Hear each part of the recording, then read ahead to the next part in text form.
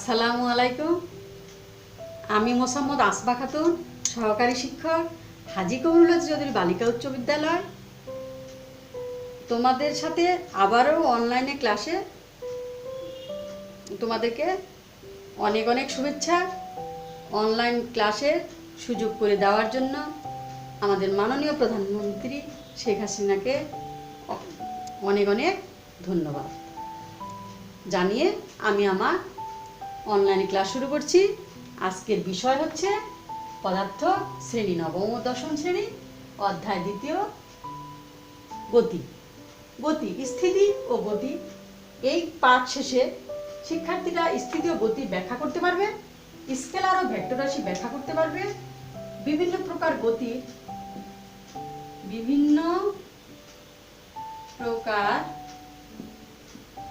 গতির ব্যাখ্যা করতে পারবে। স্থিতি কি? স্থিতি হচ্ছে সময়ের সাথে অবস্থানের যদি পরিবর্তন না হয় তাহলে সেটা হচ্ছে স্থিতি। যেমন আমি এখানে দাঁড়িয়ে আছি, আমার অবস্থানে কোনো পরিবর্তন নেই। গতি কি? সময়ের সাথে যখন কোনো বস্তুর অবস্থানের পরিবর্তন হয় তখন সেটা গতি এবং গতিশীল। আমাদের স্কেলার ও ভেক্টর রাশি। স্কেলার কি? স্কেলার হচ্ছে যে রাশি শুধু মান দ্বারা প্রকাশ করা যায় সেটা হলো স্কেলার রাশি। যে রাশি মান ও দিক উভয়ের প্রয়োজন সেটা হচ্ছে ভেক্টর রাশি। স্কেলার রাশির উদাহরণ যেমন, স্কেলার রাশির উদাহরণ দূরত্ব। ভেক্টর রাশির উদাহরণ হচ্ছে সরণ। আমরা যদি এই যে মনে করো এখানে একজন দাঁড়িয়ে আছে, সে তার এখান থেকে সে এখানে অবস্থান এখানে গেল এবং সে তার অবস্থানের পরিবর্তন এখানে হলো, এবং এই যে বিন্দুটা এটা হলো এখান থেকে এখানে যে অবস্থানগুলো সেটা তার সরণ হলো। শুরু ও শেষ বিন্দুর মধ্যে যে পার্থক্য, এক্ষেত্রে আমরা কি দেখতে পাই? এর সরণ কত হবে? সরণ আমরা যদি এই ত্রিভুজটাকে সমকোণী ত্রিভুজ ভাবি তাহলে কি হবে? অতিভুজ স্কয়ার, অতিভুজ হচ্ছে 5, লম্ব হচ্ছে 4, ভূমি হচ্ছে 3 স্কয়ার। তাহলে কি হচ্ছে?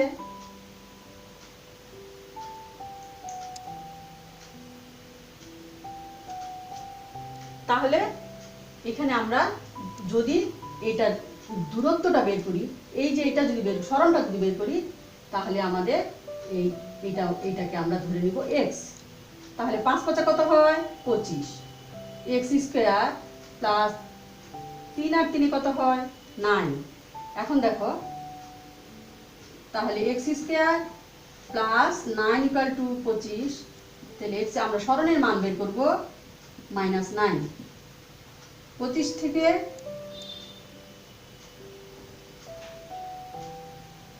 16, তাহলে x equal to 4। x equal to 4।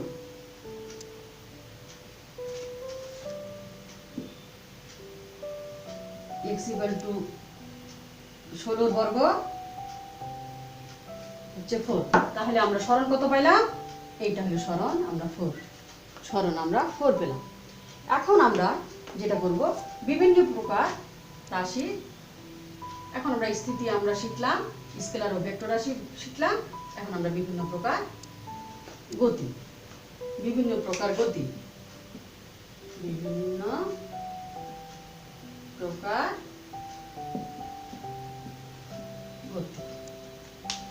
Number 1, সরল রৈখিক গতি। সরল রৈখিক গতি। নাম্বার 2,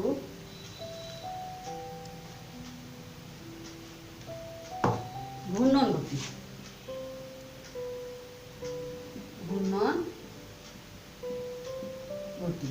নাম্বার 3,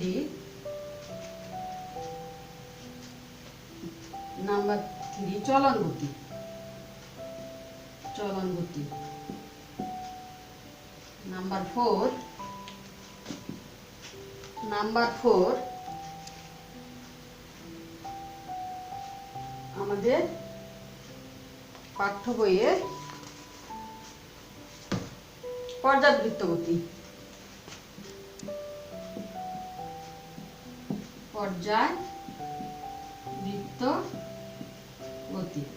নাম্বার 5, সরল স্পন্দন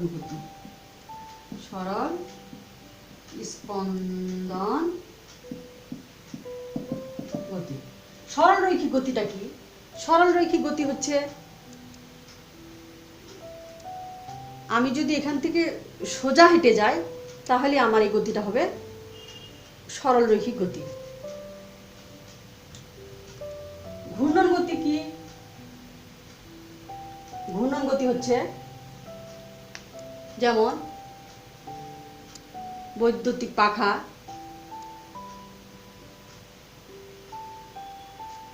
তারপরে হচ্ছে ঘড়ির কাঁটা,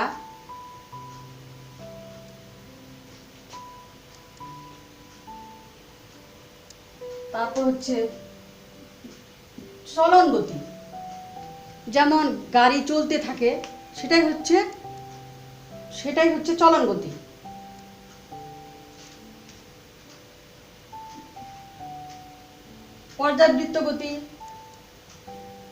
পর্যাবৃত্ত গতিটা হচ্ছে কোনো গতিশীল বস্তু যদি নির্দিষ্ট সময় পর পর একটা নির্দিষ্ট বিন্দু দিয়ে একই দিকে অতিক্রম করে তাহলে সেটা হচ্ছে পর্যাবৃত্ত গতি। এই পর্যাবৃত্ত গতি যেমন সূর্যকে ঘিরে হেলি ধূমকেতুর কক্ষপথ, ফ্যানের পাখা আমাদের পর্যাবৃত্ত গতির উদাহরণ। এবার হচ্ছে সরল স্পন্দন গতি। সরল স্পন্দন গতিটা আমাদের কি? সরল স্পন্দন গতি হচ্ছে আমাদের এটা হচ্ছে একটা পর্যাবৃত্ত গতি, হচ্ছে সরল স্পন্দন গতি। একটা বিশেষ ধরনের পর্যাবৃত্ত গতিটা হচ্ছে সরল স্পন্দন গতি। এই হলো আমাদের স্পন্দন গতি। এই হচ্ছে আমাদের বিভিন্ন প্রকার গতি সম্বন্ধে আমরা জানলাম। এখন আমরা যেটা জানবো সেটা হচ্ছে, তোমাদের পাঠ্য বইয়ে চলে যাও। যেমন আমরা এরপরে মনে করো যে দূরত্ব সময়, এই যে দূরত্ব আর সময়, এই উদাহরণটা মনে করো আমরা এখানে দিয়ে দিছি সরণ, কোনটা দূরত্ব কোনটা সময়, তাহলে আমরা দূরত্ব ও সময়ও আমাদের হয়ে গেছে। এখন আমরা যেটা জানবো, সরণ কি রাশি? সরণ হচ্ছে ভেক্টর রাশি। দূরত্ব কি? আমরা জানলাম স্কেলার রাশি। এখন আমরা জানবো দ্রুতি ও বেগ। এখন আমরা যেটা জানবো দ্রুতি ও বেগ। তাহলে দ্রুতি কাকে বলে এটা আমরা জানবো। দ্রুতি হচ্ছে সময়ের সাথে দূরত্বের পরিবর্তনের হার। দ্রুতি হচ্ছে সময়ের সাথে আমার দূরত্বের পরিবর্তনের হার। যেমন v = d/t, অর্থাৎ 20 সেকেন্ডে 100 মিটার দূরত্ব অতিক্রম করলে তোমার v কি হবে? v হচ্ছে তোমার বেগ। বেগ তোমার কি হবে? বেগ হবে, এখন মনে করো বেগ হবে d হচ্ছে 100 মিটার, t হচ্ছে মনে করো 20 সেকেন্ড, এটা মিটার এটা second, 5 meter per second, v। আমাদের v এর একক হচ্ছে মিটার পার সেকেন্ড। এখন আমরা দ্রুতির মাত্রা কি বলতো? দ্রুতির মাত্রা হচ্ছে f(t)1। দ্রুতি জানলাম। বেগ কি জিনিস? সময়ের সাথে সরণের পরিবর্তনের হার। বেগ হচ্ছে সরণের সাথে সময়ের পরিবর্তনের হার। এই সময়ের সাথে পরিবর্তনের হারও কিন্তু v =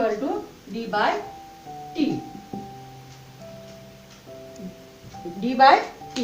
এটা মনে করো 20 সেকেন্ডে কোনো নির্দিষ্ট দিকে তোমার অবস্থানের পরিবর্তন যদি 50 মিটার হয় তাহলে কি হবে? তাহলে এখানে ডি হচ্ছে দূরত্ব 20-50 আর এটা হলো 20 সেকেন্ড। তাহলে এখন আমাদের কি হবে, এটাকে তুমি যে ভাগ করো 2.5 মিটার পার সেকেন্ড, তাহলে আমাদের বেগ পেয়ে গেলাম। তাহলে বেগ আর বেগের মাত্রা এবং দ্রুতির মাত্রা একই।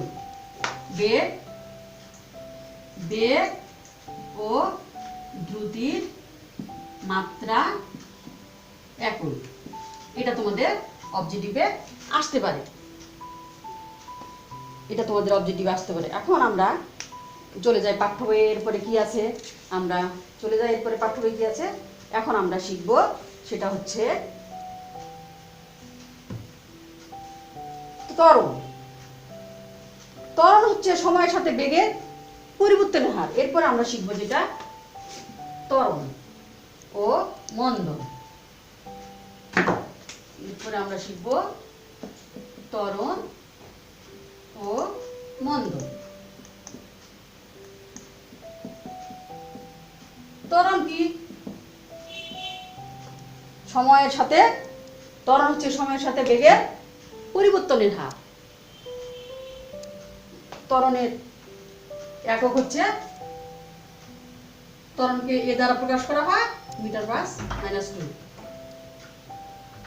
মন্দন হচ্ছে আবার ত্বরণ শেষ বেগ ইকুয়াল টু আদি বেগ। ত্বরণ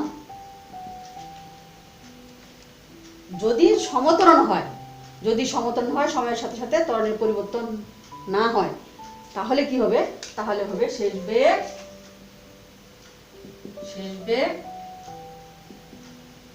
ইকুয়াল টু আদি বেগ ডিভাইডেড বাই হবে অতিক্রান্ত দূরত্ব।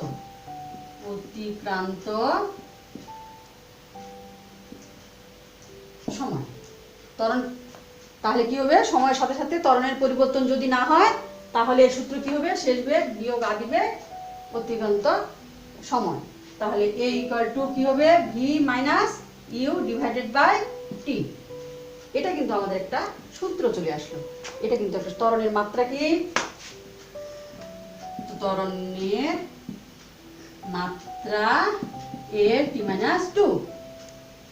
ত্বরণের একক এটা, হয়ে গেল। এখন আর কি, যদি মন্দন হলে আমাদের কি হবে, মাইনাস হবে। মন্দন হলে আমাদের সেটা মাইনাস হয়ে যাবে। তারপরে আমাদের পাঠ্য বই আর কি আছে, এখন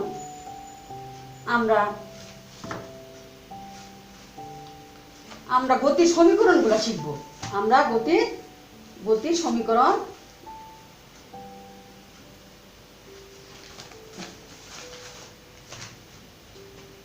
এখন আমরা শিখব গতির সমীকরণ। গতির সমীকরণ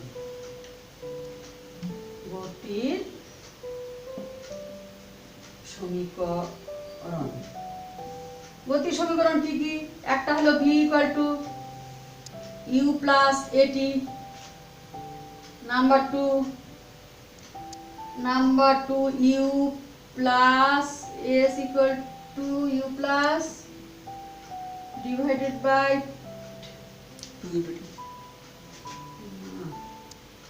divided by 2 into t. Number 3 s equal to ut plus half at square. Number 4 v square equal to u square plus 2as. Number 5 s equal to vt. এই সূত্র দিয়ে আমরা বিভিন্ন প্রকার অঙ্ক, গাণিতিক সমস্যা সমাধান, গাণিতিক সমস্যা সমাধান করতে পারবো। এখানে ইউ কি, এখানে ইউ হলো আদি বেগ, এখানে ইউ হচ্ছে আদি বেগ। এই সূত্রগুলো দিয়ে এগুলো হচ্ছে গাণিতিক সমস্যা সমাধানের সূত্র। ভি হচ্ছে শেষ বেগ, টি হচ্ছে সময়, এস হচ্ছে অতিক্রান্ত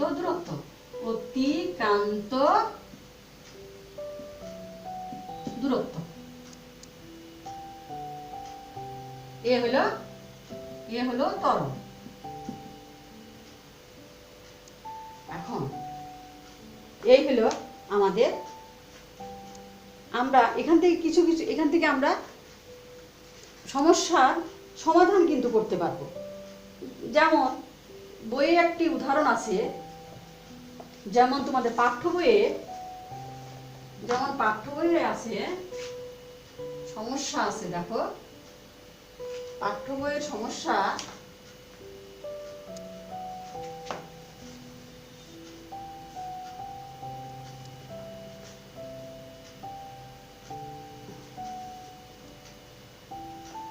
একটা গাড়ির বেগ 1 মিনিটে স্থির অবস্থা থেকে বেড়ে 60 কিলোমিটার/আওয়ার হয়েছে। গাড়িটির ত্বরণ কত? আমরা সময়ের জন্য মিনিট বা ঘন্টা ব্যবহার না করে এখন থেকে আমরা সেকেন্ডের জন্য মাইল বা কিলোমিটার ব্যবহার না করে মিটার ব্যবহার করব। গাড়ির চূড়ান্ত বেগ, তাহলে গাড়ির চূড়ান্ত বেগ, এটা দেখো তোমাদের পাঠ্য বইয়ের উদাহরণ। বেগ v = 60 কিলোমিটার/আওয়ার। এখানে 60 কে আমরা 1000 দিয়ে গুণ করব, মিটার হয়ে গেল, আর আওয়ারটাকে আমরা সেকেন্ড, মানে 1 ঘন্টাটাকে আমরা কি সেকেন্ড করব। এখন এটা যদি আমরা ক্যালকুলেটরে করি, তোমরা যে ক্যালকুলেটরে করো তাহলে তোমরা এর অ্যান্সারটা পেয়ে যাবে। ক্যালকুলেটর করলে তোমরা পাবে মিটার/সেকেন্ড। তাহলে আমরা ভি পাইলাম, এটা কি পাইলাম? গাড়ির চূড়ান্ত বেগ। এখন বলছে তো আমাদেরকে ত্বরণ বের করতে, গাড়িটির ত্বরণ কত? তাহলে আমরা কি জানি? আমরা জানি v/t। এখানে v = at, আমরা জানি v = at, তাহলে a = কি হবে? v/t। তাহলে আমরা কিন্তু v এখানে পেয়ে গেছি। v কত পেয়েছি? 16 × 6 7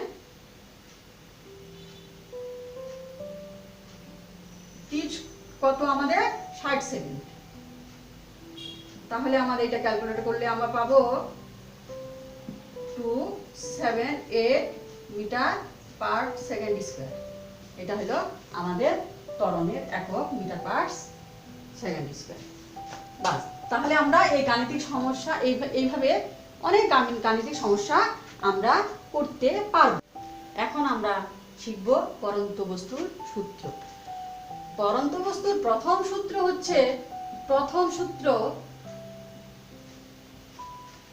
সূত্র বিনা স্থির অবস্থান একই উচ্চতা থেকে বিনা বাধায় পরন্ত বস্তু সমান সময়ে সমান পথ অতিক্রম করে।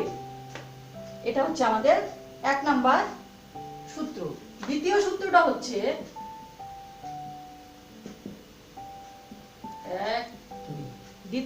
হচ্ছে স্থির অবস্থান থেকে বিনা বাধায় পরন্ত বস্তু নির্দিষ্ট সময়ে প্রাপ্ত বেগ ওই সময়ের সমানুপাতিক, অর্থাৎ v = t।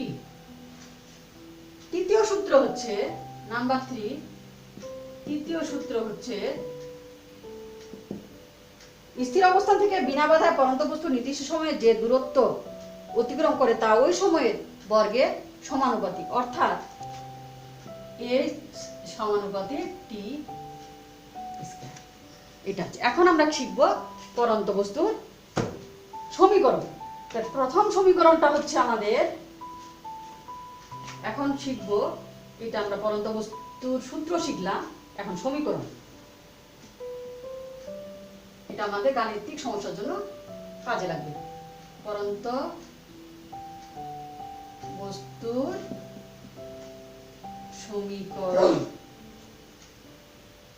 1 নম্বর সমীকরণ হচ্ছে v = u + gt। 2 নম্বর সমীকরণ হচ্ছে h equal to u plus v divided by 2t।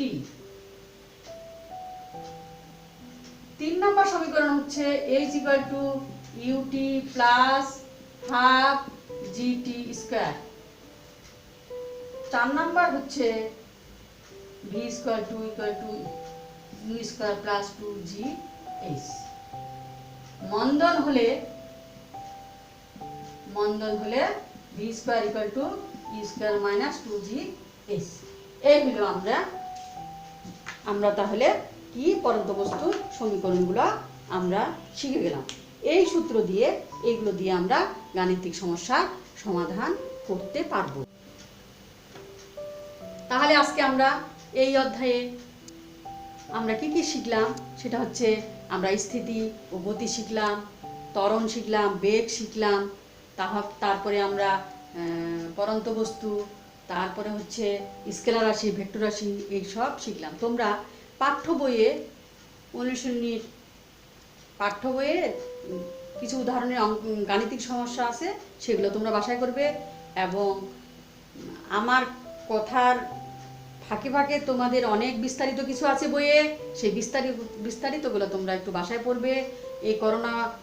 এই কোভিড-19 সময় তোমাদের বাইরে যেতে হয় না, তাই তোমরা একটু বেশি বেশি করে পড়বে এবং বারবার 20 সেকেন্ড করে হাত ধুবে, বারবার বাইরে গেলে বা বারবার বাইরে থেকে এসে হাত ধুবে, মাস্ক ব্যবহার করবে। তোমাদেরকে অশেষ অশেষ ধন্যবাদ জানিয়ে আজকে আমি আমার ক্লাস শেষ করলাম।